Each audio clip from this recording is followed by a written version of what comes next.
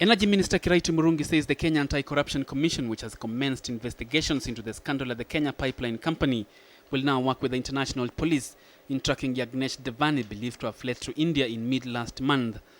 The businessman fled the country before his company, Triton Petroleum Company, paid an estimated 7.6 billion shillings to 4 companies that had loaned it to import fuel. We have asked the Kenya Anti-Corruption Commission to also work with Interpol to make sure that the Triton gentleman, who has already left the country, is brought back into this country. Energy Ministry Permanent Secretary Patrick Nyoike says he would resign should he be implicated in the scandal suspected to have been executed by Energy Ministry officials, officers at the Kenya Pipeline Company, and those in the financial institutions that unprocedurally gave money to Triton Petroleum Company. Are you ready to step down if this crisis hits on you? Yes, or yes, if you are yes. implicated? If I'm implicated, You will step down. I will step down. The Kenya Commercial Bank could lose 1.8 billion shillings it gave to the petroleum company to import fuel.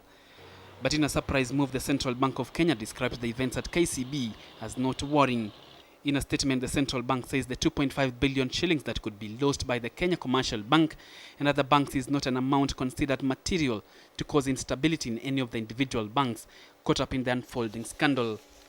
Players in the capital market, however, warned that the imminent loss at the Kenya Commercial Bank could impact significantly on the bank.